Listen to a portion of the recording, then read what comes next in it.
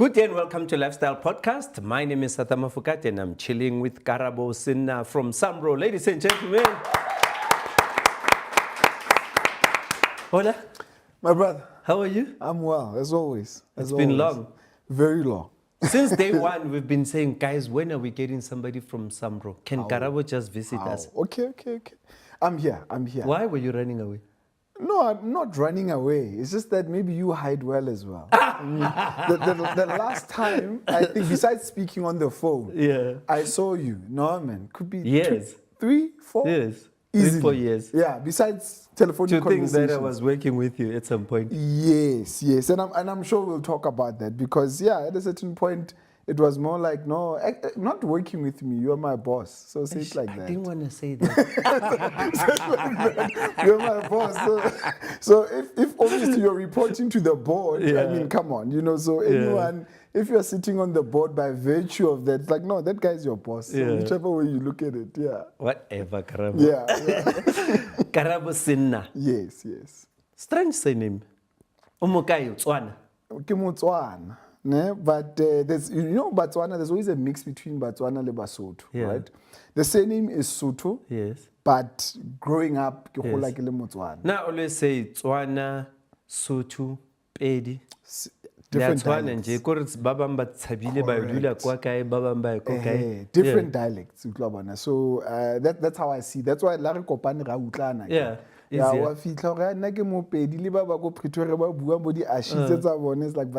it's one thing. Yeah, come on, guys. So that's what really matters. So, To those that don't know Karabo Senna, obviously some know him as a GM from Samro. Yes. But your upbringing. Correct. Yes.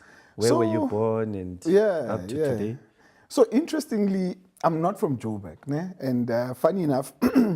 People will tell, because I remember the first time, when you speak to people, just about 2 minutes, so I'm from Northwest. So specifically, we're in the Northwest, right? So Klerksdorp, but again, specifically, we're in Klerksdorp, it's called Kuma. So there's a Kuma. So Klerksdorp, there's Klerksdorp, that's what people know, but there's Stelfontein. Literally just away from Klerksdorp. So the location of Stelfontein is Kuma. Oh, I haven't performed there. Yeah, people will know. So I grew up in Joburton. Oh. But, so that's what, let's say the early years, up until 7 or 8. So, born and bred Joburton, but then moved over to Kuma. So Kuma is actually a mining town. Yes. So, back then. Those small towns. Yeah, but back then, mining, gold, what. Everybody wants to move where there's prosperity. So from around about 7, 8, that's when then I was, grew up in Kuma. But obviously from a schooling side, everything that side. So that's literally where I grew up until, let's say, one turned, around about 21. That's when 21, 22, that's when I started coming through to this side. But, my upbringing. How did you come to this side? What are you here for? What are you doing? Relatives? Schooling? What? Yeah, it always starts off the same, right? It's like, hey, Bafetu, you sit there and you're like, okay, you finish school. Yeah. And then, so when I finish school, it's about, hey, Karabo bua thata wena man. That's how these things start. No, maybe, so this is how it started. It's like, no, maybe you should go and study law. And family. Why? Family encourages you. And they always say, that's always the thing. Lawyer, doctor, maybe accountant, maybe. And then, or teacher, Nestlak. It's like, hey, so now you never want to look at that. So it's like, no. So man, do law or something. So after school, that was the first thing. So I was like, okay, because, I'm that type of person. No, go and do a bit of law. So did law, I think I did 2 years, right? 2 years, but then... Where are you doing law by then? So UNISA, right? Okay. So I did law via UNISA. So, but funny enough, because UNISA was corresponding, so I'm busy working. Because UNISA then it was just... And let me tell you what was my first job, right? Because, I'm working, so it didn't just start off. People sometimes see you now and they're like, hey, no, we're now cheese boys. More especially you. Many people say you're a cheese ball, but okay, continue. I was like, what do you mean? You know, then you can get the skin type. I was like, but for me, it's like, guys, my first job was, you know, that guy, the container. Yes. It's a Vodacom, Yes, when they were starting. I was that guy. Yo. And then Yeah. 2 rand. One of my uncles had these container things. So obviously you are done with school, you're sort of studying, and then I've always been entrepreneurial, like, you know, Yeah. money-wise. So it's like, okay, no man. My grandfather says, no man, come, keep yourself busy, come. Yeah, it's fine. Then I went there, and that's what I did. You know, so, and it was okay. Yeah. You know, and it was fun. In fact, you know, I always say to people, entrepreneurship starts then. Thank you. You don't start late. Yes. It starts then when you're starting to sell those hot cakes and My apples, brother, I was chips. selling sweets at school now. Just like me. Trust me, I was selling sweets, and people. Now, I started selling sweets, ne? I don't even know if you know standard one. Don't worry. Exactly, standard one. Yeah. That's when I started No, you my started business. early. Yes, Yeah, you I started early. early. Nah, high From school. standard- High school, No, that's when not I from started. standard one. Okay. No, because I understood the principle. Listen, take care of the cents and the rents will take care of Yeah. themselves. You know, so this thing, people think one day you'll just wake up and I don't know, you make a lot of money. It's like, no, it doesn't work like that. Start here. And that's why I started. So at school, I was selling sweets, you know, then thereabout, where there's an opportunity. My mother was always, my family, I come from a family of, you know, my parents never worked from maybe when I was 7. They always had businesses. Oh, yes. So I don't understand the nature of, hey, Being I'm an going employee. to work. No. So I've always been, since 12 or so, I'm doing something in the family. Hey, my man, we've got a shop. You must do that. No, we've got a salon. You must do that. Hey, bottle store. You know, so you're Yeah. always, so in that you learn, oh, okay, I see how money works, right? And one thing I learned, and I always tell people nowadays, and it's like, especially even the modern day generation, they don't realize that. You know, I learned that not caring what people think is a superpower. Yeah. Another thing, Yeah. when it comes to making Yes. money, Don't care don't what they think. Don't care. Focus. I'll tell you a nice story. So we had a farm, right? So, but not a big thing. Like, you know those farms, like, yeah, your parents bastatanyana da. And here's the crazy part. So we had pigs. And we had to go and obviously the pitlo and all sorts Yes. of things and mesebetsi, and then you would go and drop off this container so that when people and then you will come and pick them up. So I would actually go with my father afterwards and go and pick this up. And one of the when things, you were proud of your my dad. man, yeah, no, but Because you can see he's when driving people look around. at you, But people. Bona. And then one day, I remember I went to school and then Kahopula, this guy. Exactly that. And I was like, this guy. But then. And I would be that kid in there. Jeez, man. Coming from a very poor family, ne? Yeah. But I would still tease people like you. Because you know. You know what I mean? And then, but I had to learn that because then speaking to my mother, hey, we see this guy, but why does it bother you? What Yes. You know what you're doing. So, and this thing pays for your school fees, this thing pays for Look 1, at 2, your 3, 4, clothes. 5. The very same people Thank that are you. teasing you are not wearing the same shoes Thank that you're you. wearing. Thank They you. don't have shoes at Yeah. school. That's why I was saying I was one of those kids because I grew up not having shoes most of the time. But I was always that one that teases friends, So you know, no with see, friends. no, Yeah, no, I was just this naughty kid. I had to find something, Yeah. you know. So for me, that was one of the things I think that built my character to say, you know what, dude, you're gonna do uncomfortable things, and as long as you know what's the plan at the end of the day, whoever says what, leave that guy alone. Because especially if it's somebody that will never even give you a rand. I can't even go to that person. So why should I care about your opinion? And most of the time, You know? you're the one that's buying them lunch. Thank you. So for me, that was it. So then how do you move from Yeah. trying to be a lawyer to...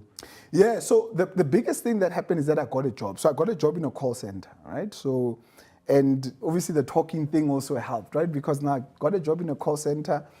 And as I was working, the thing then happened where, hey, now I'm making money. You know, you get that salary now. Now I'm like, ish, yeah, no, man. You know, the opportunity is here. What kind of job is it then? This was in a call center, so I was Okay. actually taking calls. Oh, yes, yes, Yeah, you just so said. Vodacom, taking calls, speaking to you, hey, Mr. Mafokate, da. Customer care, right? And I was good at it, Yes. trust me. But where are you doing it from? So I'm doing it from Joburg. So that's when I moved over to Joburg. That Okay. was my first formal employment, right? Where I can say, yes, I was employed, I'm earning a salary, that was it. I got a job, so Joburg, yeah, taking calls every day. But then I started Inner city. looking. Yeah, inner city. Yes. So a Jura building. Yes. So Fox Street, that's where we were. So it started off in Bryanston, but we moved that side. So I started looking at the structure because that was the first time I was introduced to this corporate structure to say, okay, fine, but hang on. How does this thing work? Because my mind thinks like that. So Yeah. no. So Always for me to curious. get there, what do I need? For me to get there, what do I need? And now I'm engaging with these guys, the guys that are obviously senior to me. But I can see, no. You see this law thing? It don't buy this. Yeah. And the most depressing thing was, for you to be an attorney, you need to go and do your articles. At the time, I remember the government, because I read on Sunday Times or something, they were looking for article clerks. The salary was 4,000. And I was already making more than 4,000. Yeah. I'm like, oh, Is how this the can law I- they're talking about? I was like, how can I go backwards and then earn 4,000 for 2 years? Yeah. And these guys are gonna expect me to wear a suit, look nice for 2 years, and I'm already making more than that. And Kimo call center. I'm like, no, this thing is not for me. Because not my thing was always about Emuna. You must make money. Yeah. So this thing of being glamorous and what this when I just make the money, it's okay. So that's how it happened. Then that's when I ditched the law thing. I was like, no, let me ditch the law thing. Took a bit of a break of maybe a year or two, and then that's when I moved to the business thing. Then I'm like, no, now I'm gonna go and study business because I can see for you to get to the top, you need these business qualifications. Go and do that. Yes. And literally, I was still in the call center, but I worked so hard in that I started moving. And people don't realize that these business courses actually transform you faster because they give you a leadership role. People don't understand because you are choosing yourself as a business person. Correct. As compared to somebody that says, I just want to be maybe a receptionist or whatever, but you are already positioning yourself as a business person by studying business. Yes. Because you are saying, I need to lead. Fantastic. And I think what people need to understand, everybody in their business, they want somebody that adds value, right? So Solve problems. solve problems, yeah. Yes. Come here and add value. Yes. Right? And there's never, we always say, yeah, but mole akuna a vacancy. But I'm going to tell you something. Any business, for as long as you're going to come and add value, there will always be a vacancy for you. Yes. It doesn't matter. And the biggest value can be information. It can be you coming in with a different set of skills that Innovation. improve something, like innovation, or you being able to make money, having a skill where somebody can say, hey man, this guy, he sees things different. And, Sales. Sales. Yes. So come with that skill. Any business will accommodate you. There's no thing like a vacancy. But you see, the problem is that the system makes you think that no, vacancies, but in reality, that thing doesn't exist. Doesn't exist. I always say to people, think like a CEO. Yes, a vacancy is created by someone. Somebody wakes up one day and says, you know what, I think we need somebody to do 1, 2, 3, 4, 5. Because in their minds, they see that if somebody does that well, it will add value. Yeah. But sometimes you can create a vacancy by coming through and saying, but nah, this is what I can contribute. do. Yes. And people can take a chance on you based on, obviously, now what your history says. And people say, okay, let's see. And that's partly what happened to me in the call center space, where people are like, okay, dude, let's see. Let's see if what you are saying can really happen. And that's when you get those opportunities, right? And the nice thing is that people don't mind seeing you fail. That's good as well. Yes. So as long as enough always treated failure like, no, my man, it's one way of learning how not to do something. So don't be so caught up emotionally. It's like, no. So people be like, no, dude, you are willing to risk it and fail. But when you do well, hey, no, man, we can bet on And this also guy. it gives you experience as well. Thank you. So then how do you then elevate after those courses? Yeah. So one of the things that I identified, I remember once, so then when I was in the call center, I moved. So I did call centers for about 7 years or so. Then I moved, and funny enough, I went to an industry that, it's like from call centers, I went over to tolling. I went at the e-tolls. Yes. I joined e-tolls in literally end of 2010. So I was one of the first guys that was setting up the e-tolls e-tolling thing. Yeah, I know a lot of people be like, Karabo, yes, see this thing, how can the e-toll? So before people even knew these gantries came. But when I got there, I worked with one guy, and I mean, this guy opened up my mind because he said to me, listen, dude, with every single person, there gets to a point where you hit a glass ceiling and you need to make certain decisions about your life. And at the time, you need to make a decision as to what works, what doesn't work, what will make you get to where you want to.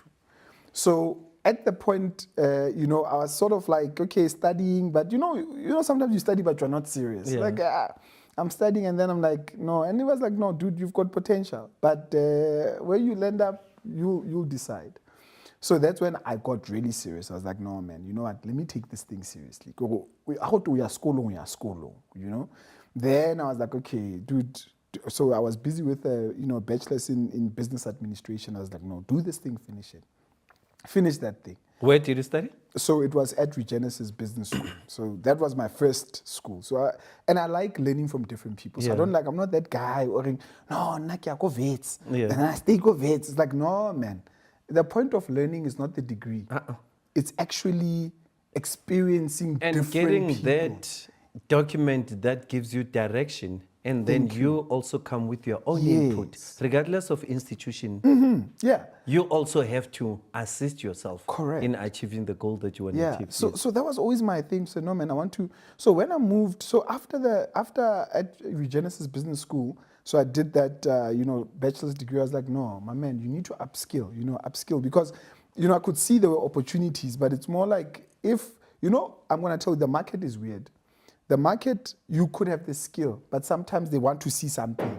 And sometimes corporate respects a piece of paper. Yeah. So you need to Unfortunately. you need to understand how the game is played.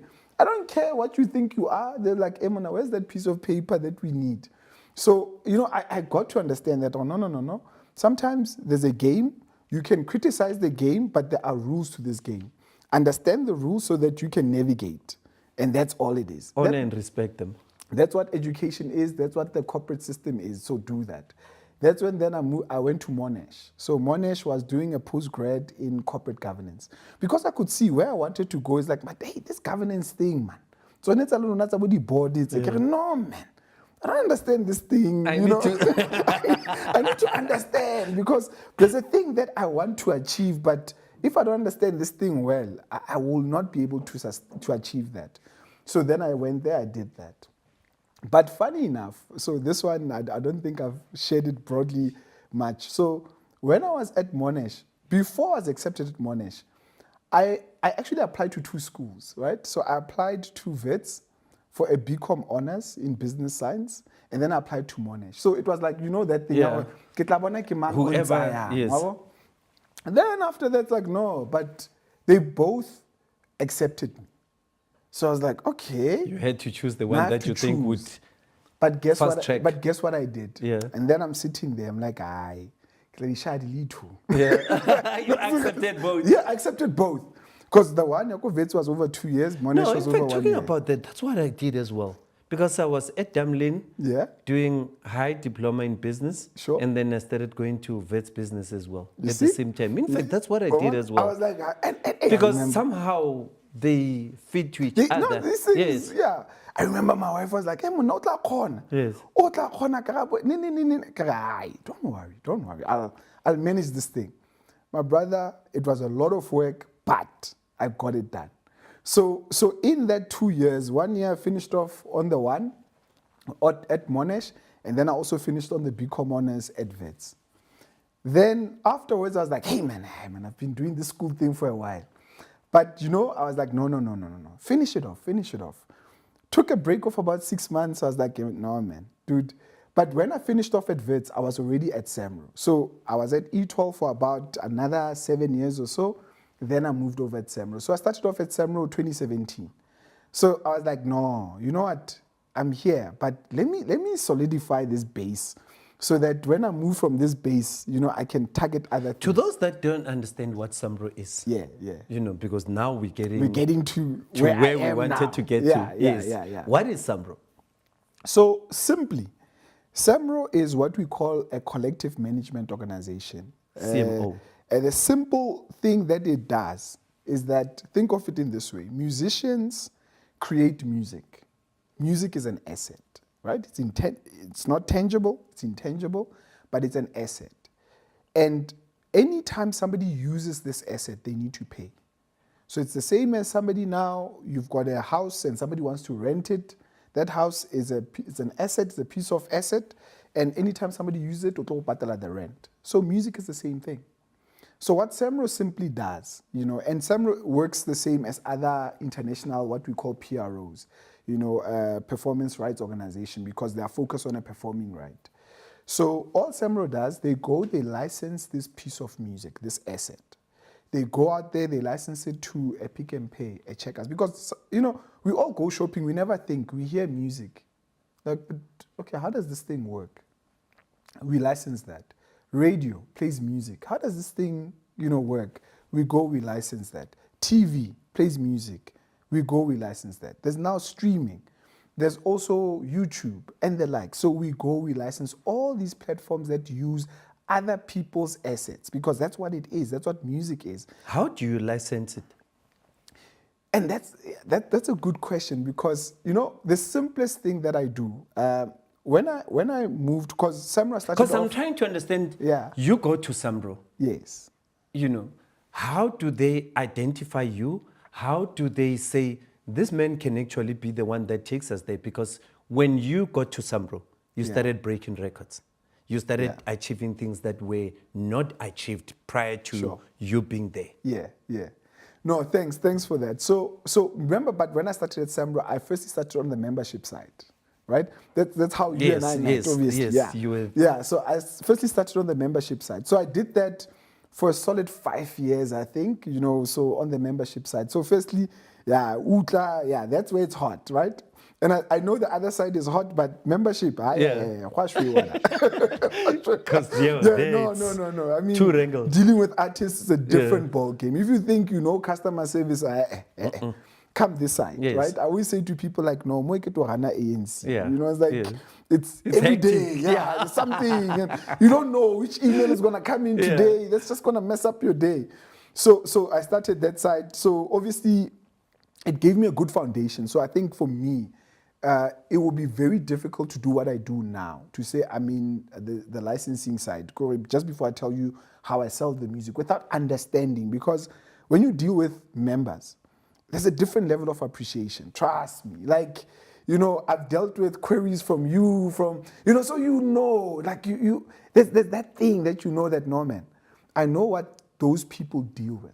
From a low-performing artist to a high-performing artist. Everyone, yeah. So I've dealt with someone that earns a cent, literally 1 cent. So where this person is frustrated, where's my money? And I've dealt with somebody that I had my song 7 times on radio. Thank you. And I've dealt with someone that earns 3 million in that year. So there's a spread in between. And also publishers. So you tend to understand, you say, okay, this is what music really is. Now, what I identified when I went to the other side, right now, the selling of it, to say, no, now you have to go and sell this license. I picked up that corporate, because now I'm dealing with a B2B, because that's who we sell to. It's to other businesses. Corporates don't understand. There you were dealing with members. Yeah, now it's B2B now. Now it's B2B. It's a different conversation. So that's when the education comes in now. Correct. Yes. But even with members, because there's a certain level of tolerance that you need to have when you deal with members. But firstly, I want to say, I think my upbringing helped me more to deal with the members. Oh yes, because you were selling, you were dealing with problems, customer care. Yes. You see, udula ko bottle store, and dealing with all sorts of people. Next thing we'll go shop on you. That helped me more to deal with members. And that drunkard comes there. He needs his alcohol. He doesn't care. You must make sure he goes out smiling so that he comes back. Thank you. So for me, being able to sort of like just take from that was, I was able to deal with anybody because I can relate. So you come point I can relate with you to And some Karabo, my interview is going to be boring because it's business based. No, you and know, I'm happy because with that. Yeah. I want people to understand that things like Samro are a Yes. business. It Being an is. artist It's is a business. Yes. Doing music is a business. Correct. You know, so I want them to understand why you're sitting in the position that you're sitting in. Sure. Because people think, oh, lo muntu akareleasanga next. It just But he's dealing with our things. Guys, No. nothing for us No. without us. No, You know, no, doesn't so I work want like us that. to unpack Yeah, the yeah. business side Yes. of these things This so thing, that we yeah. understand why. Yeah. No, and I appreciate that. So for me, understanding obviously the musician, it was very important because when I went to corporate, I could understand that corporate, when you say music, my brother, people will tell you like, but my man, I pay for iTunes. Yeah. No, I pay for Spotify. So in their minds, if I plug in this thing there and I'm playing it, why should I pay you? You know, they don't understand. There's the law, but we all understand that, I mean, you do business, Yes. you know. Yes. Whatever the law, it's a piece of paper, that thing. You know, but now my objective is to make money move from your pocket to the Samro account. That's a different conversation. And people think I can So when just you're go dealing there. with businesses, Yes. what do you say to businesses as Samro? My biggest sales pitch for me is changing the mindset. I don't even call it music. When I go to somebody, because the way I thought about it, I said, no, man, but hang on.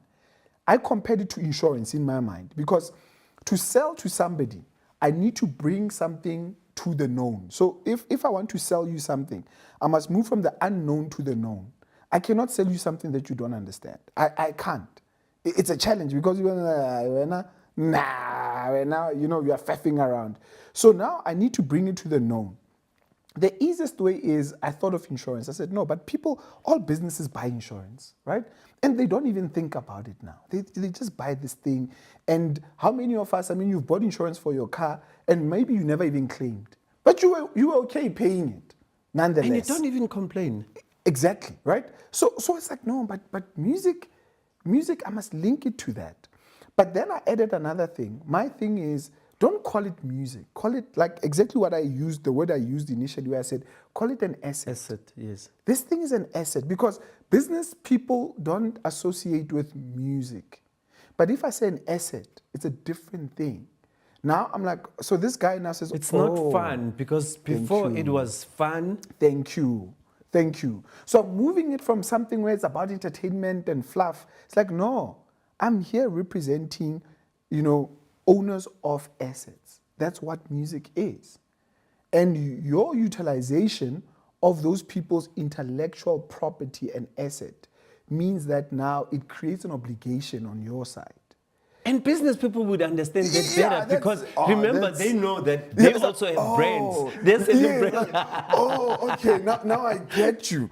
And it's like that. It's like if you were to license a brand or you were to license, you know what I mean? They understand licensing of products and those sort of things. So in them, I was like, oh, okay, now I get you. I get what this thing is. And I always say to my team, right? And I've got a small team. I've got a team now of about 25 people. Even though, you know, we do these numbers, but it's a team of 25 but that's people. why you're achieving these goals Yeah, now. you know, it so makes sense. Yeah, so we're not big in the licensing or sales department. And I say So to my some team, of us are lucky to be dealing with you direct because you could have still said, yeah, you know, it's like, no, oh, that's go so to nice. that guy. Yeah. So, but what I focus on is to say, I always tell my team, guys, you know that you're onto something when you move the guy from asking you about the concept to talking about price. I always say that. That's always the objective. I don't want, while you and I are still talking about the concept, I know we still have a problem because that means price is far. The discussion of price is very far. Once you understand the concept that, oh, okay, I accept, I need to pay for this thing. And not about, I'm not making it about what the law says. The law is one part, but nobody will ever give you, like, this It's is South about Africa. the emotions, it's about reality, it's about This is South Africa. People responsibility. they don't just wake up and say, oh, the law says I must go pay my traffic fines and I'm going to pay them all today. It doesn't happen. So that's reality, right? There's a traffic fine. The same guy I'm speaking to, Ethics. he has a traffic fine, but I'm sure he hasn't paid it. So why would he pay me? So if you think of it like that, you'll see that, no. I can't just say the law says. There needs to be more than that kicks in. So then that's why we need to move him from conceptually, understand that it's not just music, it's an asset. And this asset, it's licensed to you by virtue of you using it. So now we need to make sure that the owners of this thing, they get paid. And that's what we are doing here. That's the discussion. From that discussion, we are able to move now to say, okay, I hear you, but now how do you price this thing? Now we are talking about a pricing model. That's different. Then now that's where we maneuver. We start now. Now we unpacking unpack this thing. That's where we maneuver. And I mean, we've got our prices. It's not simple, but the basis is that you get people to understand. They will complain, just like anything.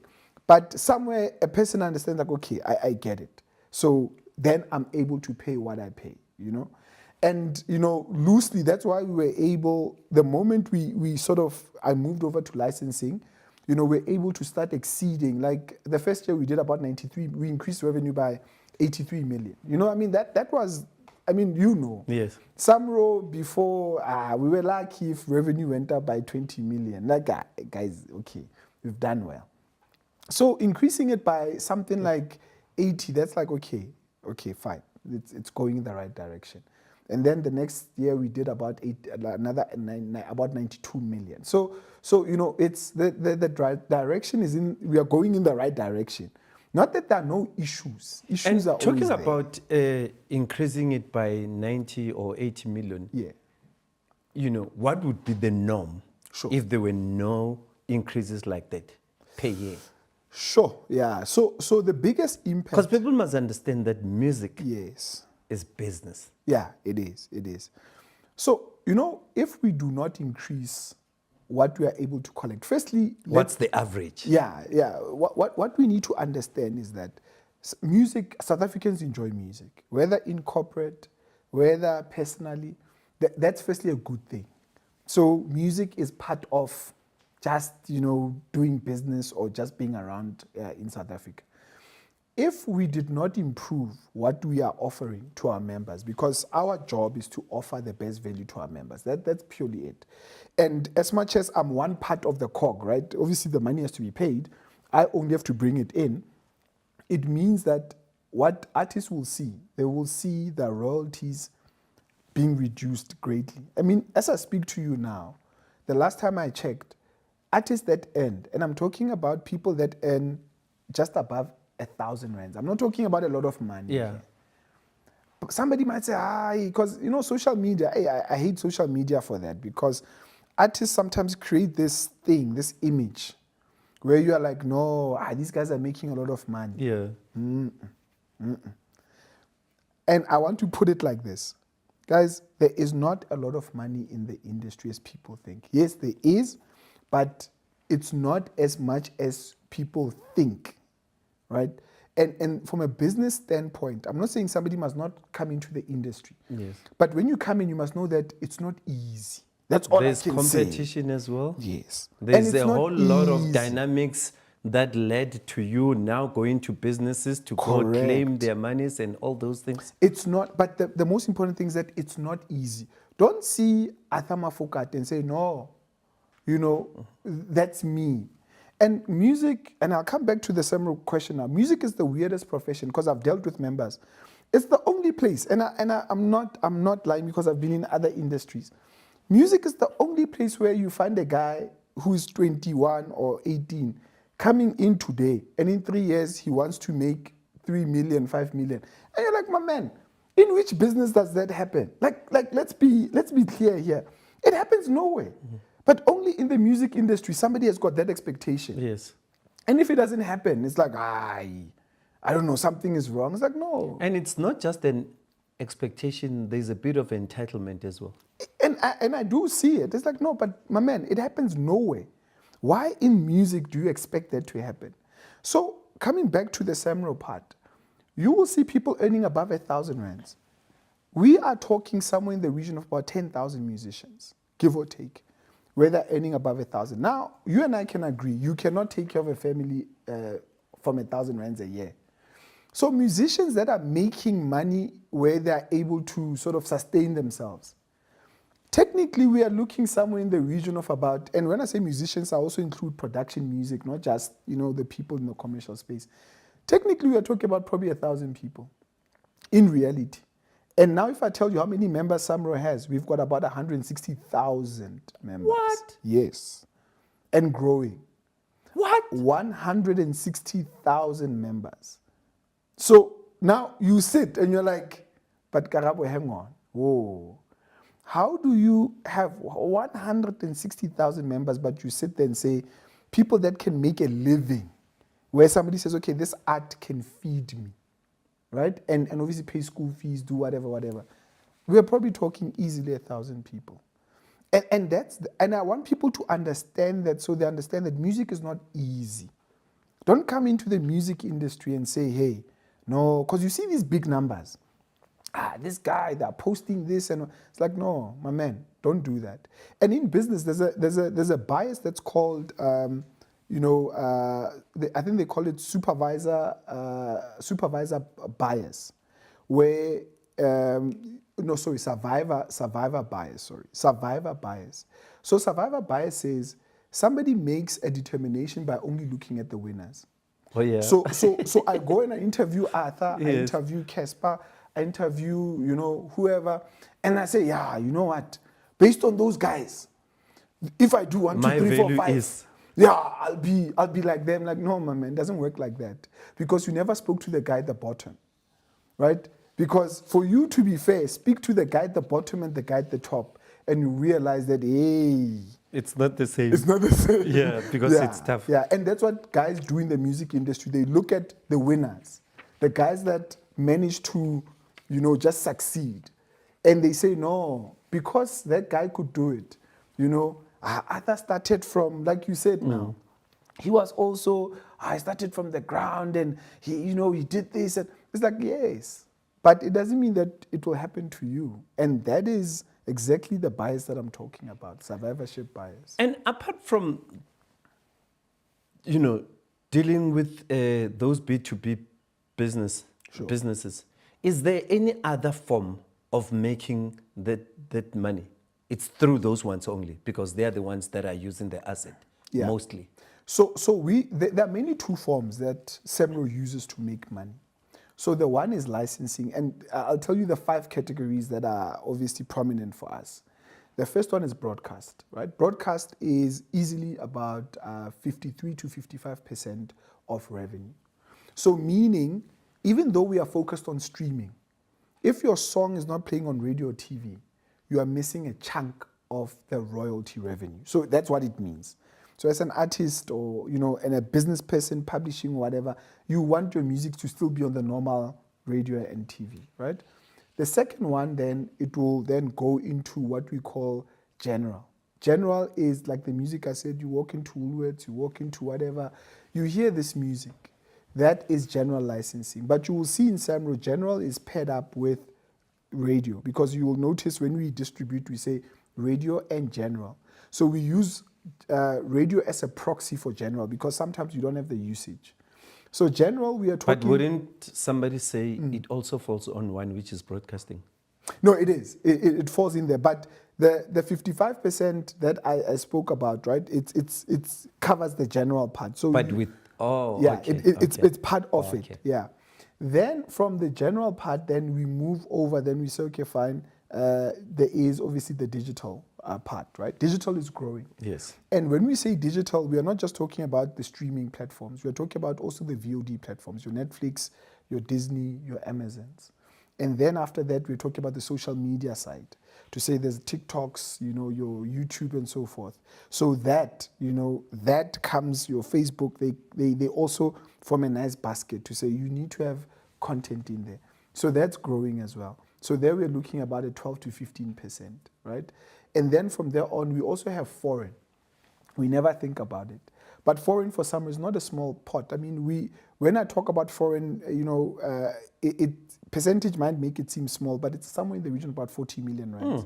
So it's not small, right? It's a lot. It's a lot, yeah. So your music playing overseas, it still, commands a certain, and obviously there's also the exchange rates and so forth that benefits you. So from our perspective, I think, broadcast, digital, foreign, those are the things that, you need to look at. And we always strive to make sure that people are fully aware of this basket of what it is that Samro does. But then the second part, besides the licensing, Samro makes money also from investing the money. Oh, yes. Yes. Yes. You remember the big conversations that we always used to have. Yeah. Yeah, so investing the money, because remember... Because some would say, why go invest our money? Yeah, but that's because that person then they're asking... But let's first break it down so that they understand the importance of that. So remember, money has value. So meaning, that's why if I give you a rand today, it's not the same as you giving me back that rand a year from now. That rand has lost value. So the first thing that you must do whenever you run a business is to make sure that this rand, either I sustain this rand's value or I increase the value of this rand. Because every day we get money. As I sit here, we are still busy, right? We are closing deals, we are wrapping up things. So every day there's money being paid to Samro.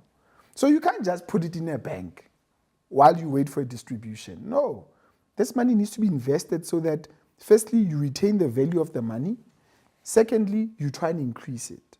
So, those that have been in Samro for a while would know that we've had long debates about NRR and GOP. So non-royalty revenue, that was actually interest, that's what we called it, and GOP, grant of rights payment. All of that came from literally just interest. Even now, Samro still generates revenue from interest. All it does, it will take that money, the interest money, and put it into the next year's distribution by increasing it.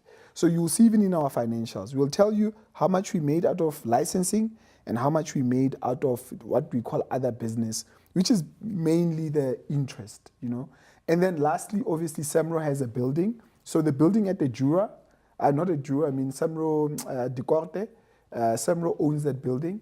So we obviously lease to other tenants. So Samro is able to make some, revenue from there. But that's not, obviously, if you look at our financials, that's not really a big revenue spinner. So the biggest one, obviously, it's the licensing and then the interest from the money. Yeah. That interest is one of the biggest revenue spinners. It does. I mean, if you look at Samro revenue, imagine we generate somewhere in the region of about 700 million in a year. So, I mean, all of us, we don't have to be creative. But if you take 700 million, you put it somewhere, it's going to make some money, a couple of millions, right? So that is obviously the revenue that we're talking about. And the idea is to always make sure that this money is obviously adding value. So when you pay to a member, the member gets the benefit at the end. That's always the idea. But at the same time, the objective of Samro is also to continuously sort of like decrease what we call the admin, fee. So decrease that. So you would remember Samro used to be high there, almost in the 40s, and then we've been continuously working on decreasing this admin fee. I mean, we are in South Africa, we don't know, but if you just go outside of South Africa, like you go to Botswana, you go to Namibia, Zim, and all these other countries, the admin fee of those societies, we're talking Boma 70%. Seriously, 60, 70%. What? So meaning, if this guy collects a rand, you get 30 cents. Yes. And you're like, oh, you win. What is this? But Samro has been very good at decreasing this, because now we are sitting at about 23%, and the objective is still to get to 20. Not supposed to be 20? That's the objective. So according to CZAC... No, but I'm talking about even legally. No, so there's two parts to that. Currently, the only societies that are that need accreditation are the Needle Times societies. So in South Africa now, we are talking about Sampra, Impra, and Bogoto. I think Bogoto also does Needle Time. So those ones... So Bogoto is just focusing on Needle Time? Yeah, my understanding is that's what they are focusing on. So those three need accreditation. And legally, you are correct. They need to be at 20 or below. Okay. But the PR Society, which is Samro, and mechanical rights, which is Capasso, those are not actually governed by the Bound same by legislation. this, yes. So for them, it's more like you're an NPO, both of them, so you manage yourselves, right? So it's not there yet. However, to your point, CAB, right, the Copyright Amendment Bill that's coming through, obviously, it's not yet passed. Yes. But if that is passed, automatically, it will be law that you need to be at a certain point, so 20% or lower. So at this point, it's not there. So we know that. It's not like we are not aware of that. So that is Hence, why you've been preparing yourselves. Yeah, we are preparing ourselves. If it means you cut down on certain hundreds, niceties, you start doing whatever it that, is, so that by the time you are good. They crack the whip, you are ready for it. You are ready for it, yeah. Because it is going to come, and it's to the benefit of everybody. So, CAB, and the one thing I've heard people say, societies don't want CAB, because people will pick and choose, like, no. There's a lot of good things in CAB, but there's also other things that are an issue, Let's break them down so that Yeah. somebody understands what's CAB. Yes. So one of the biggest ones, right, the biggest fundamental challenge is the concept of fair dealing and fair use, right? That's one of the biggest things that we are worried about. So the difference between the two, fair dealing is what we have now. CAB is Copyright Amendment Bill. Yes, right? So it's supposed to now take over from the current copyright bill or copyright act that we have. So, and remember, this is an old act, 1976, Yeah. so it's very old. So yes, we need something more modern. But the problem is that fair dealing says, listen, there are only these few exceptions. I think there's about 3 exceptions. So your music, so I can take your music and use it maybe for, let's say journalistic use. Somebody's commenting on your music. It can be used maybe in a court setting, right? It can be used maybe for some educational purposes. And that's it. But anything else, you must pay. So fair dealing is very clear. So nobody can just take your music and just use it. A brand takes your music, uses it, and then that's it. But give examples of those 3 that you said it could be used for. The journalistic, in which sense? Yeah, so As in journalistic. reporting. Yeah, reporting. Somebody can report on your work, so based on the fact that, let's say there's like in this sort of setting, there's Music can be played. Music can be played, so it's okay. It's like, okay, it's part of this conversation. It's for just reporting purposes or current news or anything of that sort. In court, obviously, if somebody wants to play your music to prove a certain point, whatever that point is, it can be used, or maybe in parliament, right? Somebody can use it. That's fine, right? And then the last one is maybe for educational purposes. They can take your lyrics and say, no, man, there's something. Yeah, yes. Yeah, like that first album, it's a Yes. classic. It was banned. And, this album, certain things. And then they say, okay, let's play it for you in class so that you understand what was And what was they the don't have to anger. pay for those. But it's also limited, and I'm going to get to that. It's a Yes. good question. They can speak to that. Yeah, you see, this is why that song, that Gaffer Yes, song, yes. this is why it was, this song became big. But guess what? We have a license that speaks to schools. But now, remember, school plays rugby, they play soccer, there's a Valentine's ball, there's a matric ball. It's like, All of them play music. but these are not educational. Nice. That we license. Yes. Right? And there's a big thing we're gonna come out with. There's gonna be a media briefing sometime in August, where I've just closed. Obviously me and my team, a nice big deal with a massive educational institution that has a lot, like represents thousands of schools for the licensing of those schools. So we're gonna do a nice thing in August, so that we share it, and to show you that we actually, do license educational institutions. So, And TLL has got the scoop. Yay. so it's coming. It's coming August. So Yes. August is going to be a nice, briefing, and then you will see it. Like, okay, it's a couple of millions, which is good. We're right? invited, right? We'll invite you. Yeah. I'll speak to the marketing team. So that for us it's big. We want musicians to earn, but we don't want you to just use their music outside of the law without paying. But then this is fair dealing. Fair use. The problem about fair use is this. Somebody can use your music and then say, no, you need to prove. So imagine, I'm a brand. I use your music. I hope AJ is listening, And because I say- just this week we were debating about this. Okay, and then I Yes. say, you need to prove that I use your music inappropriately. Now, we all know, firstly, not every single artist has money to go to court. Secondly, even if you have the money to go to court, how long will that thing take? Easily 3 years, 4 years, because music, you can't go and deliberate on music at a lower court. You need to go to a high court. Yes. Any conflict, Yes. you need to go to a high court. That's expensive. Even if you have the money, you're still gonna, find a judgment 3 years later. Yeah. So it's only gonna benefit a few. And our view is that the few that will benefit is actually the major conglomerates. When I say major conglomerates, I'm talking about more on the social media side. Those are the people that will benefit because music will be used and they will not compensate you. And that's where the problem is. So that's the problem, the biggest problem that we have. Another big thing that... So fair dealing and fair use is easy it's to easy. understand. We are happy. But fair use says, we are going to use your product as much as we want. But do they pay or not? It's based on how technically they see it. They see it.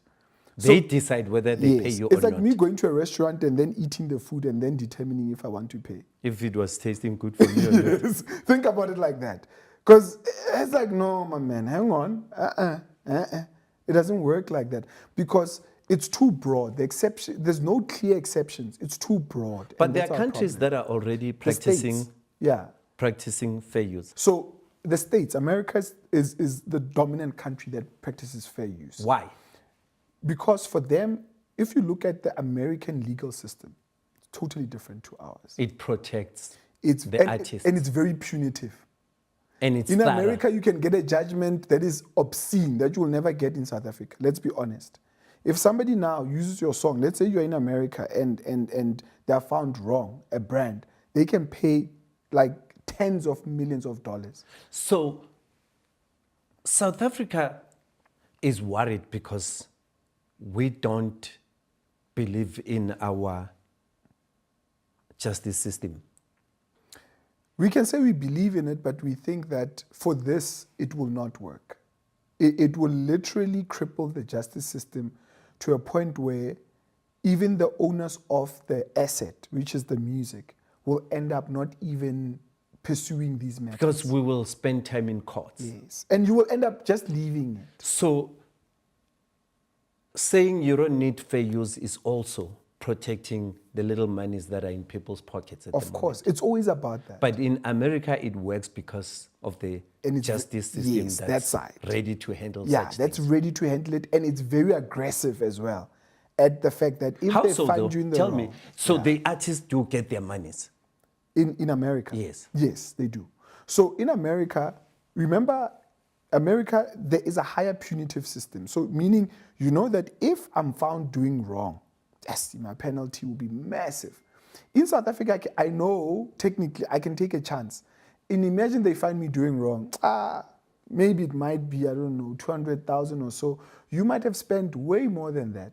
What if the president signs the bill and he promises that he will adopt the American punitive measures? The challenge is that to reform that system, it will take forever. Okay. And in that, the harm that will be caused will be immense. Right? Irreversible. Irreversible. Because of, you are here today, and we might not be here 20 years from now. But then, by the time they get to it, you know, your kids, you've lost out on millions. So Europe is practicing fair dealing. Yes. And remember, our legal system is aligned more towards the European system. Yes. And we are saying, no, there's no need to change it, especially where it works. Why even change it, if I may ask? We don't understand that. And that's the fundamental problem where we've been saying, but who came to you? Whether from the music sector, whether from the hospitality sector, whether from the broadcasting sector, whether from any sector, and said, this thing doesn't work, so change it. But the majority of people in the country have voted for the ANC. And the ANC says fair use. Okay. And then on one hand, EFF, DA, and a few others didn't get the majority of the votes, but they're saying fair dealing. Yeah. And you have the whole industry, the majority of the industry in South Africa, saying fair dealing. but they voted for the ANC that says fair use.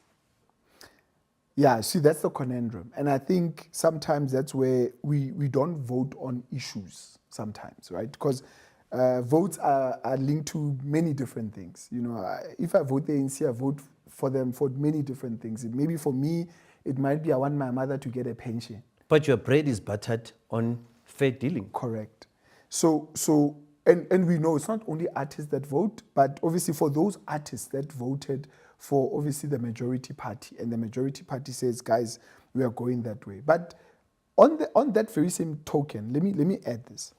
We've had meetings because I mean our consultation processes for us as well as Samro are still, you know, alive, where we've had meetings with the ANC.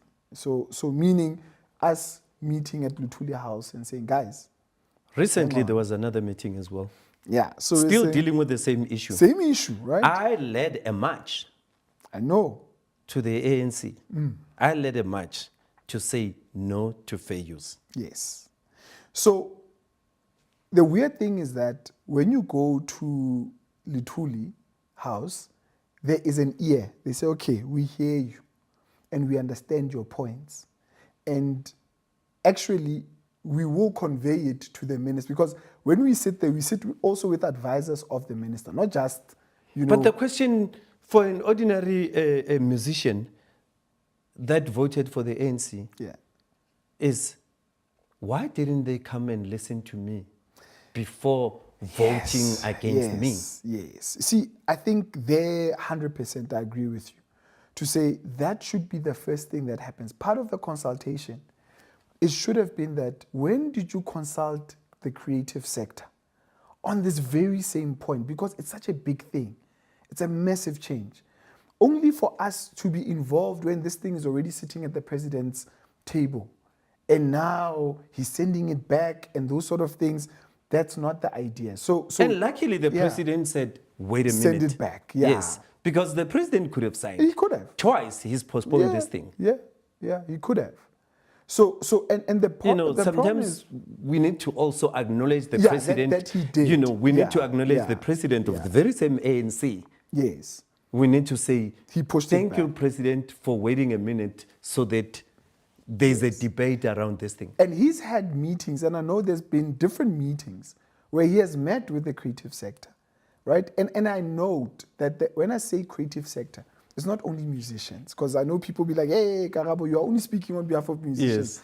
What about the actors? Yes. Because that's also the other angle. And right? which is where it's dangerous, because the actors, I think theirs is the performance bill. Performance bill, you correct. See, you know, so it favors them. Yes. And we are they fuse them together. That's where the problem And then is. that creates a problem, because South African actors are saying, you musicians are delaying us. Yeah. You are because getting your royalties, you are happy, but you are delaying us. You are delaying us. Yeah. Which is a dilemma. And it is. And we are saying unbundle the two, right? So if one has to say, okay, Karabo, what is the action? Simple. What do you guys want? Separate the two. Separate the two. Let the actors get their money. Yes. Because every time actors are dying, you see, we point to one issue. Correct. So yeah, we want the actors to get their money. We are happy with that. But do not tie up the two. So separate them so we can deal with this one separately. So you can go ahead and approve. You know, does the law allow them to unbundle? Yeah, them? they can. So why are they not doing it? I think obviously with anything, there's always other ulterior motives. And that's what we are trying to get to the bottom of. To say, but guys, you can unbundle the two. So yes, there are certain acts and so forth that will reference each other. But unbundle that, because they were not always together. The performance bill is a new bill. Like, in a sense, it was not there since 1976. Yeah. So it's like, no, but this one is new. This one has always been there. So just do this one by itself so that the actors can get paid while we deal with this one. Because this one still needs some panel beating. We can't have it the way it is. If you sign it now, it's going to affect people's daily bread and butter. But what if we, the ones that are saying yes to fair dealing, are missing a certain point from the ones that are saying yes to fair use? So, and if so, what would that point be? The only thing, and I mean, I hear you. The only thing is that those people that say yes to fair use, in my view, they have not conveyed a strong enough sort of view that sells us on the economics of it. No, it's a strong view because the ANC voted with them. Yeah, but that's politics. There's a difference between politics and the money. So and I'm not talking money where two key businesses are going to ban. No, I'm talking about people that created. But why music. would the ANC vote with fair use people, but we still don't understand I've heard the value of fair use in South Africa? I've seen certain, sort of views where it is put that certain people were lobbied, obviously, because there are people that will benefit, which normally we call them the super users. The super users will benefit greatly if this thing is left to just, fair use. And when you say who are the super users, we are more speaking on the social media platforms. They would benefit greatly. So the narrative is that, hey, you know what? Those are the people that, there was obviously a lobbying that happened that moved the pendulum to say, oh, maybe just adopt this American sort of like we system. as TLL are on social media platforms. Mm-hmm. Fair use would favor us more. No, it will affect you because if the music on this platform, on TLL, is your music or anyone, that is part of your team, they created the composition and now they want to earn royalties because as people watch it, whichever platform, YouTube is obviously the biggest platform, that music is supposed to generate a royalty. Now, imagine that royalty is not paid over. It creates a problem. So where does it sit if it doesn't get paid over? It means it starts with on Is our it just side. free use like Yeah, the it's term? almost like somebody just uses it, and after that, when we go and try and license, they will firstly start negotiating the licenses harder, to say no. Certain content here is more educational. So meaning freely, openly educational, because somebody can call this educational. Let's be fair. Yes, This it is educational. It is educational. Yes. So somebody could say, no, I can use your entire content, literally this, and use it anyway. But fair dealing accepts it. Within a limited range. Because Which is what's in limited? In fair dealing, one has to, and you can't use it in its entirety, for example. Somebody must take certain snippet. Like, it's more like, no, you can't just take this guy's program. Next thing you see your show on, I don't know, CNN or somewhere. The whole show. The whole and show. And they say it's educational. And you're like, man, I own this thing, But it's educational. Because you are spending money, let's be honest. Yes, to a lot put up of this money. whole thing, Yes. you are spending the money. Yes. But imagine some guy in the States takes this thing or he puts it under his own YouTube channel, right? He takes it from you. Yes. He puts it there. This thing generates crazy. This thing, 100 million streams. And you're like, but this is mine. And they say, no, my man, it's educational. So it's okay. That guy can take it away from you.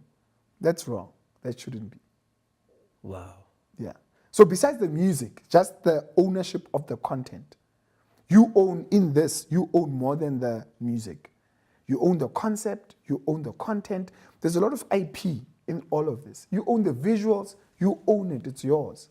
Why should somebody just use it and say, no, it's educational? That's wrong. That's how far it goes. Yeah. So for us, we need to make sure that that does not happen. And for a young musician that's out there, and they're sitting here listening to me and you talk about Samro and a whole lot of other CMOs, what would you say to them about the importance of organizations like Samro? Yeah. So firstly, I would say that, any musician, as long as you create music, you're a performer, you need to be a member of these organizations. It starts there. Because without you being a member of these organizations, you'll be shocked. And let me give you some numbers so that people can understand what I'm talking about. And I know you are quite familiar with some of these numbers.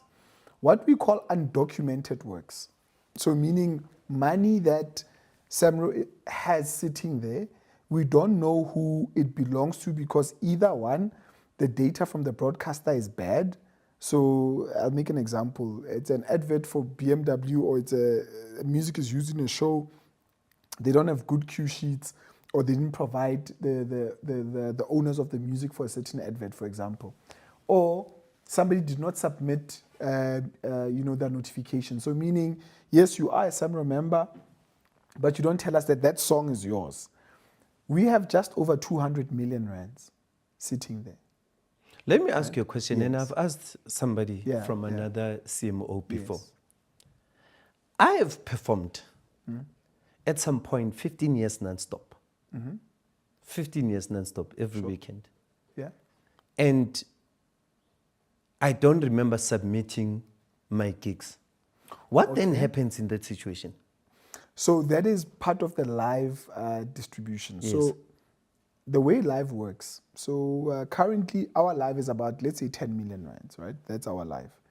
So in Also, that, live doesn't really generate a lot. no, it doesn't generate It's a not lot. like undocumented. No, Okay. no. So in that, we expect you to submit those set list, what we call a set list.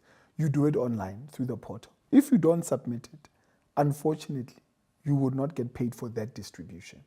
So it passes by. It passes So meaning my whole career, I've lost on that live revenue. Technically, yes. Yo, that's it. So yeah, technically, yes. So because then we only pay But then the ones question that- is, I didn't know.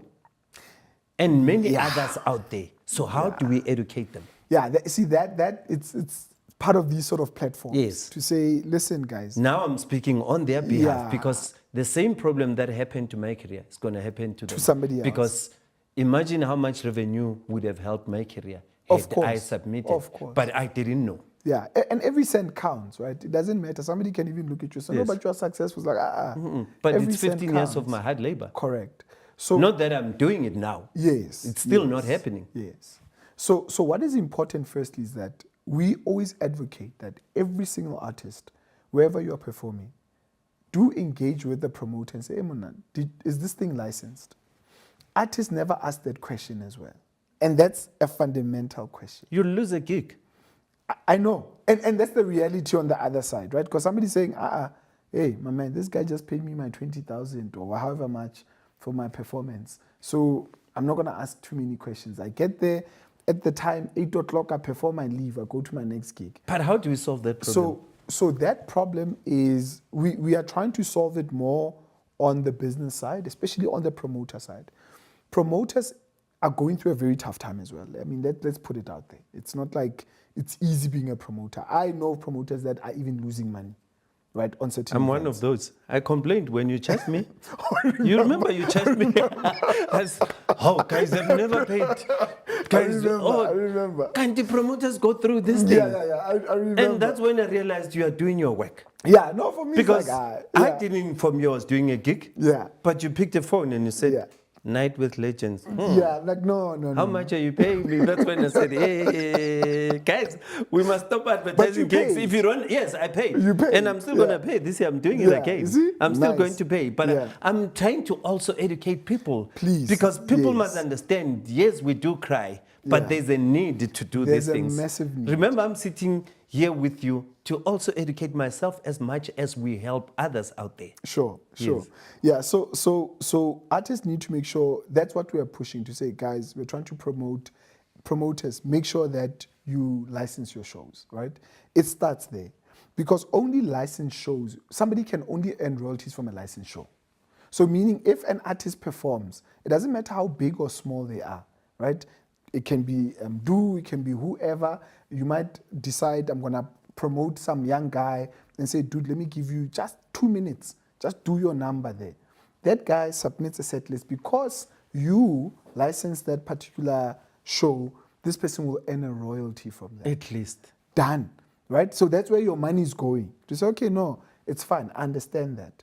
And we are and the promoter space is very tricky because there's all sorts of new ones coming up. And people think there's a lot of money there. And yes, some people make it, but Some don't. it's Most of us don't. it's cutthroat. Yes. It's cutthroat. So I deal a lot with the promoters and I understand. But we always advocate that. But also as an artist, submit your set list. Go into the Samro portal, submit it. We see a lot of Regardless. artists, regardless, submit it because you don't know as well. Some people go and perform literally even at La Parada or wherever.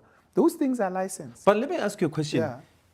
You know, there's two questions I need to ask you. The one Yes. about the undocumented, we'll Yes, come back yes, to it. Yes. Most of the gigs in this country are done by DJs. Yes. DJs play a lot of people's Yes. music. And DJs don't pay license fees. And DJs don't see the need to submit those lists because they are not playing their music. Yeah. How are you dealing with it as Samro? Yeah. And we love our DJs, by the way. No, of course. I mean, South Africans love that DJ. So that's a big problem, and not just from a Samro side. So currently, I'll tell you what we're doing currently and what we're looking at doing. So currently, firstly we do license DJs, but obviously it's not all DJs are licensed. So, and the license is cheap. The DJ license is below 2,000 rands. Like it's not, it's not expensive for a year. I'm not talking about a gig. So a DJ is licensed, but the biggest problem is that set list. Because even if you have money, the issue is not sometimes having money. It's who should I pay it to? And correctly so, not just by the way. But I'm saying I'm a DJ, I'm playing somebody's music. Why should I submit that list? Because you can't benefit. So you can't benefit from, it's almost like in academia where you reference. The fact that I'm So who must submit that list? The DJ. Because the DJ is gaining a living from somebody else's creation. Yeah, but there's no law enforcement towards the DJ That's our to try and challenge. tell you that they played somebody's music. Yeah. And for them, it's a waste of time. Yeah, and that's really the challenge. And I mean, we haven't had a specific lawsuit, related to a DJ, but that is really where we need to be moving towards. Obviously, we're trying to educate as much as possible, but from an enforcement standpoint, we are still tweaking that because DJs, if we were, you and I just, talking and teaching people to say, guys, you are benefiting from somebody else's creation. The least you can do is to actually recognize them so that they can get paid. You play this at a club. A club is licensed. You need to submit that set list. Because you submitting that set list, we will be able to pay the creators of that work that particular royalty. Just look at it as a CSI, as a DJ. Yeah, that like these people it's admin. help But you. do your admin. Yeah, they help you. Yes. Make your career Make your successful. money. So can you just also Yes, contribute to them? Yes, it's part of the admin. And for a person like me who's never submitted for his gigs, Yes. right? Yes. Where does it start? How do you educate them? How do we educate people? Because they're losing a lot of money. Yeah. The first thing is, for me, I always say that go onto our platform, so Samro platforms. It's the easiest thing. Follow us on the different platforms. Go and watch the videos on YouTube that we post. And there's different people as well that create content, and I've seen some good content coming through lately where it's like, okay, they'll walk you through even the website or the portal to say, hey, this is where you go. And I think that's the easiest way because that's how people learn nowadays. Everything is more about short format or watching something on YouTube that suits you. So go on there and watch. And that's the easiest way to learn, okay, fine, this is where I load my music. And, then you start in that way. So Samro also has those short format videos. We do have those short format videos so that you're able to watch, gain that little bit of knowledge, and then start implementing. You spoke about undocumented Yes. monies that amount to 200 million. Yes. What then happens to those amounts of monies? Yeah. It's big monies. Yes. And you have places like Sampra where they have the Sampra fund Yes. that people can apply Sure. and get the monies and use them for other things. Yeah. What happens does to this one? Samro do with that Yeah. money? So for us, what we do, so from a Samro process, we have a process we call it the right back process. So simply what it means is that after 3 years, so we try and obviously identify who this money belongs to. After 3 years, if we can identify it, You failed, for an example. yeah, right? We take the oldest amount, obviously, on the 4th year. So assume it's 50 million. We take that, we add it into the distribution. So we actually increase. It gets shared It's by shared all across. others. Okay. Yeah, so for us, the way we looked at it. And So it we doesn't all mean- take the blame for chowing that money, not just Samro. So that's how we looked at it. So for us, we said, listen, we're not going to benefit 1, 2, 3, 4, or 10 or 100 people. So instead, you share it across. So everybody now gets a little bit more from that, whatever 50 million that was split across. Yeah, obviously, one can always raise the issue to say, yeah, but if that guy earns more, you will get more of it. But that's how life works, unfortunately. You know, sometimes people people want to be unreasonable when it comes to, I don't know, to Samro. It's like, no, but Because guys, you basically prorate it. that's all. We're just prorating this thing and saying, guys, there. So if you want to earn more, just make more then. That's it. You know, yeah. It's You life. once said Yeah. a certain phrase, don't let your music die broke. Yes. Please break it down. Yeah. So, you know, coming back to the concept of seeing music as an asset, my belief is that music goes a long way. And I'm going to tell you this because people will see it. I mean, one day people watch this thing. You will even see one day your music, people will come to you and say, hey, can I get a sync? Right? And now, I mean, some music, when did you start recording? Like, I mean, the top sort of like big selling albums. Those ones, 30 plus years ago. people used to go and Drisa Plus to go and you were performing there. I was still young, but I know I had an aunt. And now we go Andrisa Plus. What do you I performed next to Andrisa Plus not so long ago. Yeah. Yo, the memories, guys. Yeah, Yo, no. I mean, I remember those you know, I days. performed next to Andrisa Plus on the 1st of Jan. Like I was there. I was like, yo, guys. So people will still come to you for a sync. So I always say that music has got longevity because you know it's your life plus 50 years posthumously. So meaning, treat this music, give it that because you never know what this music can become. Yeah. And I think there's value in that. Even the day you are gone, your music will still be generating revenue, you know, because it goes to your kids, you know, nothing is lost. And you and I also know that something else where I need to just plug this. Samro also has SHREF, the Samro Retirement Annuity Fund. So currently we have funds just over 380 million rands. So meaning we also create a provident fund for, you know, creatives so that you come, you retire, you know, and then from there on. And then when you retire, what happens? Because at some point, Yeah. I remember was offered, it was I think 500,000, right? And they said, do you want to take it or you want to leave it? And I said, yeah. leave it, right? And then after a few years, they said it disappeared because the rules changed. No. So how it works, the way the fund works is that you stay in it for as long as you're a Samro member. So the only time we need to push you out is when you get to 75. And it's a legal requirement, it's not us, right? But So are you saying that it's there, it's been growing? yes. And how do I know about it if I want to find out? You should actually be getting statements, right? You should be getting statements. And a simple question is you can just send an email And then you get the answer. And I mean, So obviously, Samro is there for people. yeah, no, definitely. I mean, we have just over about 11,000 people on SHREF. So they've got a retirement annuity. And I mean, this is a retirement annuity that you never took money out of your pocket to save for. But you can go and say, hey guys, give me my money. And then that's your Like retirement right now? annuity. Yeah. Because I was going to say, what if you die before It goes to your matures? kids. Yeah, it goes to your kids. So SHREF. So I sit also on the board of SHREF, right?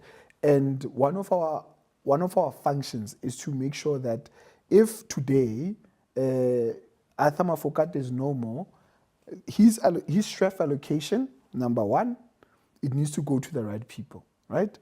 And by the way, musicians, make sure you have wills, please. Please. We have a lot of problems. Yeah, because it's a problem We have not a having a will. lot of problems Yeah. with people. There's no wills, and then we're like, you know. As So black people, we're scared of wills. no, I know. We get Yes. the Yeah. And it's a necessity. It's a necessity nowadays, especially the moment you have a bit of property, Yes. and music is a piece of property, so have a will. It's an asset. It's an asset, that thing. So then next thing, if you do pass on, we make sure it goes to the rightful dependents. But we also make sure that even your music, like the ownership of your music, we transfer it so that the royalties as they're generated, they go to the rightful parties. So that's the function that we do. So we don't just stop just because, oh, now you are gone, you're no longer our members. Like, our job still continues. There's a lot of criticism towards Samro recently. Yes. Where is it coming from? And, you know, others would say because there is more interest in CMOs, they are now competing And one might say others want to take over because now they realize there's money there. But from your perspective, why such sudden criticism to Samro when it's the only organization that's doing what it's doing in this country? Yeah, so firstly, from my sense is that there's firstly politics in anything, right? I think it would be naive to sit here and say, there's no politics if nobody has an agenda, right? So there will always be an agenda in anything. And what makes organizations like Samro more turbulent is purely because of, for you to be a member, the barrier of entry is low. Let's be fair. Yeah. It is. It's like almost nothing. Yeah. So it's nothing. It's not like Naledi there can go join now. It's not like a company where you need to go and buy a share. Yes. Right? There's a barrier of entry. Yes. So because of that, now you are bound to have a lot of sort of like shuffling because of that sort of situation. But yes, at the same time, members can also maybe question some decisions that are made. Remember, that's why members are the most sort of senior authority in terms of Samro. Because it's members, board, and then management. That's how it works. So members need to keep the board in check. You know, it's common sense. It happens in any company. So if maybe the board also makes a decision that the members don't like, that should happen. You know, in business, some people, it's often called agency theory. You know, to say no, there's always this balance that needs to be maintained. But at the same time, the politics of it also create a lot of friction. And I always find that, I remember when I joined Samro, it was those days, and you were still on the board, it was those days of Emro and whatever. Yeah. It was hot. Yeah. I remember walking in and I said, hey, this company, bro. I was like, I would always meet you in the lift and laugh at you that, hey. like, hey, no, man, hey, no, it's hot here. But Samro has always been that. And I don't want to say it's Samro culture. It's not necessarily that. It is purely that it's a very... It's highly contested environment because of the amounts of monies it also possesses. And of course, yes, it's the biggest in Africa. Let's not... It's not about South Africa, no, in Africa. Yes, Samro is the biggest CMO in Africa. So already you can see what we are talking about. It's like, no, there is a lot here to be contested. Yeah, so it's not simple because everybody has an agenda. You had a special executive meeting. Yes. And apparently, because I wasn't there, there were people that were forcefully removed. How true is that? Yeah. So I don't think it was not forceful, right? There was a vote. So part of one of the things that was discussed in that meeting, it's the forensic that we currently have. So there was an audit that was done, you know, that was obviously, and that audit, by the way, it was Samro-led. So it's not something that came from the outside. So Samro identified some issues in terms of how royalties were being paid or claimed, and then we launched an audit. This audit then came up with certain findings. So, okay, fine, these are the findings. So this audit is about, let's say, 2 years old. So you went back to report to members and the members had to make a decision? No, the report already was done about a year ago. Yes. No, it was done about a year ago. But the issue was then where members come and say, but guys, hang on. There seems to be a level of conflict where some members have been indicated or cited on this report. And remember, it's also important for me to add, this report doesn't say somebody is guilty. Okay. They say, guys, you need to look deeper into. You know, sometimes when somebody says, they say, hey, you know what? Yeah, Karabo, we're not saying Karabo took that cup. Yes. But his fingerprints are on that cup. You know, it's a different scenario. It's vague, but... Yeah, but it's there. But yeah. So, meaning you need to look deeper into it to say, did Karabo really take this cup? Or maybe he just drank from it, and then when he left, Arthur came, and he's the one that took that cup.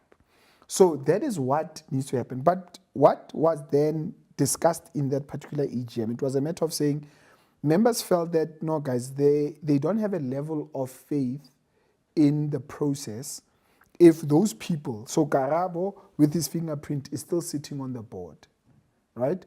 So those people need to move. That was the vote. So it was done. What was the forensic about? The forensic was purely about royalties that were paid to people that did not own those works. So you could say fraudulently, right? Was it fraudulent or mistakenly so? See, that's what needs to be confirmed. So I can't tell you Yes. as well to say, is it by mistake? And I mean, you've Then seen... why would you then find somebody guilty in a place which is not a court of law and make a decision against them? Is Yeah. that legal? It will be challenging for me to say is Oh, it yes, legal? in your position. Yeah, in my position. But I mean, Yeah. from where I'm sitting, do you even have the right to, harshly remove somebody before they could prove themselves in court? And that's a fair statement, because it's a matter of saying, guys, are you pronouncing this person as guilty, or what are you saying? What if you realize later that they were not guilty and they've lost revenue, credibility? Or even credibility, Yes, even if it's that's not why I'm revenue. saying Yeah, revenue, credibility, yeah, and more. Yes, Because it's emotionally draining. Of course. And I think that is exactly what needs to be sort of settled, right? As much as in that meeting, decisions were made through that vote, but, it was, sort of stated, from the chair to say, hey, guys, listen, we're advising you of a certain process. But obviously the members felt very strongly to say, no, listen. Secret vote. No, it was not a secret vote. It was raise of hands. Yeah, raise of hands. But does the Constitution allow you one vote, one member? So ours does. Because, So it okay, does. Yeah. or it got changed at some point. No. It's still the same, but you start off by raise of hands. If you have a certain number of members saying no, we want to vote by a sort of like the ballot machine, then you can move to the ballot machine. But if you don't have that, then you can still stick to the but I'm vote of saying hands. Samro votes now. Yeah. Remember, at some point, they used to go according to revenue made. So now it's everybody's equal. It still does. Is it just one but, person, but it one needs vote? to be evoked. That's the problem. So it means that you start by voting by hands only if enough parties say, okay, fine, no, we don't want vote by hands. We want voting by sort of like a weighted average, like the weighted Yes. share. Then only do Because you why I'm asking? Yeah. What if you get to a point where you forcefully remove the big earners and then they go and form another organization? I'm just asking this because we can be too many non-earners, 1,000 in a meeting, right? Of course. And 900 of us vote against something. And then that 100 that's actually making that thing 600 function. million Yes. go and form another organization. Yeah. I think if one has to look at all possibilities, that's one of them, right? To say, guys, but you're not thinking of this possibility. And the problem is often in these sort of sessions, I mean, you've been there. Yes, Emotions, that's why I'm asking these things. Emotions and whatever, whether one can say people are really being pragmatic, it can be questioned, because sometimes it's an emotional thing. No, we want to solve this and we believe this is the only solution. It's like, but no, hang on. Because what I can say with confidence is that the forensic doesn't say this person took that Yes. cup. Hence, That's I not was what it asking says. whether Yes. were people found guilty. And if you're not found guilty, why be humiliated? Yeah. And that's a fair statement, is it? Because at no point are we saying those people are guilty. We cannot say that up until that thing is tested. But the members can then say, we hear you, but we also have our own right to exercise. You see? We feel we don't want you anymore, regardless of that. Constitutionally, or the MOI gives us a right to remove you. And that's where now you are in that in between to regardless say no. of courts. Yeah, it's like, we no, as the members. Yeah, this is our organization. We want to decide. Yes. It's ours. Yeah, so you can't come and tell us we are still finalizing. Only when it's like no, that whole principle to say, hey, listen, you are innocent until proven guilty. Somebody can still say no. For me, I feel that, and we see the word is I feel. When I feel, then there's nothing you can do. Leave it alone. Yeah. Yo, Karabo. Yeah. It was a beautiful interview. And but before you go, I just want to have fun questions with you. But they're a bit tricky. But I know you're going to get them all right. Let's hear. When you're not working, what kind of music do you listen to?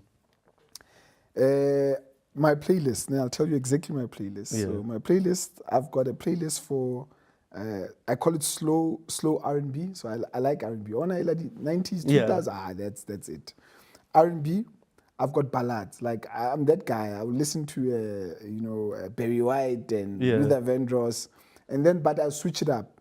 Then I've got a playlist hip hop, like proper hip hop. You become like, Karabo. Yeah, like I'll be the listening. other one is for the wife. I'll be listening to like Bo Pharaoh Monch, Bo Dre, and you're like, yeah, my man. Like what the heck? Like I switch That's it when up. you're driving out of the house.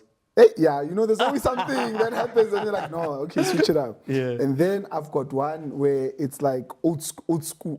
When I say old school, it's literally that classic white. Yes. That era, that sound, it hits. It's like no, this thing. Not piano. There's no piano, nothing on that Just thing. that raw sound. That's that raw sound that I grew up listening to. So that's pretty much my playlist. And then the last one is so old school South African. So Bopa Hugh and you just need to just boop. Just so once that in a while. It's simple and then it's Sunday. Yes, that's it. That's me. And then any other artist that I would be surprised to know that you also follow secretly. That I follow secretly. That one that even your wife is not even aware that you would. When you playing this one? That's what I'm trying to think quick. But you see, I'm a big fan on the hip hop side. Obviously, it's more international. I'm a big fan of obviously Eminem, right? Yeah. These are people that you grew up listening to. Yeah. Okay. I remember when I'll be cleaning the house and my mother would be like, my mother was very worried to say, hey, you're gonna turn out to be something else, my boy, because of the music. Sound, and it makes you bang your head. Yes. Let me see. Locally, somebody that I'm just trying to like somebody that I listen. I'm a big fan of AKA. Right? Okay. AKA. I same know. here. No. Listen, that chap I can listen to almost any album on a levels or this or that. I'm a big fan of. You seem to be. You see, okay. Amanda Black as well. Oh, yes. Yeah, Amanda Black. I said artist. Don't mention too many. Oh, okay. Yeah. You want to add? That last album. Yeah. Amanda Black. Oh, yes. Amanda always works. No, it's beautiful. Beautiful stuff. Yeah. You are passionate about empowering artists. Yes. Who inspired you? So I think for me, it's not, this thing didn't start when I joined the music industry. It started from literally normal corporate. I think certain people took a chance with me where, you would ask and they wouldn't just throw you out. Yeah, somebody be like, okay. And then they will try and impart, Yes. So that in itself, and also I'm firstborn. When you're firstborn. Firstborn are not really. No, but now the firstborn syndrome, you deputy parent, so you're always teaching. Oh yeah. So I've got a younger brother and a younger sister, so you're always teaching. So that also comes in. But I think I'm gonna tell you something. I think when I retire, so when I say I'm leaving this thing, my passion has always been to teach. Funny enough, but I always said I noticed ever others. since we started the interview. Yeah. Remember when I said I'm also educating myself through you? Yeah, no. Because this is one of the best interviews I've enjoyed. No, because I've I got learned a passion lot. for that. And I like being challenged. My type of teaching or whatever. It's not me telling you what I know. Like no. Question me so that I also think and say, but hang on, you know what? I'm also learning from you. So that's my type of engagement. So I enjoy those type of environments, and I can see myself, very soon saying, no, man, I'm doing a course on and again, I'm teaching at that business school there. And I want people to challenge me, but to share as well. I'm very passionate about that, and I see myself doing that all the way, So my answer would be the parents, because you're a deputy parent. Yeah. Deputy parent. Okay, this one must be quick, ne? Okay. Ne? Yep. Which one earns you Samro royalties? Live performance at a club, radio airplay, background music in a shop, all of the above. All of the above. Got it right? What's the correct meaning of the acronym Samro? A, South African Musicians' Rights Organizations. B, Southern African Music Rights Organization. C, Southern African Music Rights Organization. Hey, the B and C sounded the same, but it's Southern Music Rights Organization. C is the right one. Yes, that's C. Yes. How often does Samro pay royalties to its members? Once a year? Every month? 4 times a year? We have over 26 distributions, so we pay almost every month. We pay. No. It's 4 times. No, it's that's good. You see now you are learning something. 26 times? Yes. How do you do that? Yeah. So you. I thought you pay per quarter. No. Okay, tell us. No, other societies do that. Yes. So, like, if you go maybe like a Sampra or a Capasso, they'll pay per quarter. Samro, we have about 26 distributions. So, if we go to our website now, and then you go under schedule, you will see all those distributions, and you just go and you count them. Samro rocks, Mus. And then you count them. So you will see like, oh, okay. Yeah, so some people, depending on what you do, you might even get, I'm not saying it's always a big check, right? Some might be, okay, I got but 1,000. it's a payment. Yeah, some I got 20,000, but it's a payment. This That's one is the funniest. Okay. If Karabo could choose one artist to perform at a Samro event, who would he pick? Hey, maybe, I don't know, Malum Cool Cat. You are done. You said one. Yeah. Are you sure? Yeah. Malum Kulket. Which song? What's that?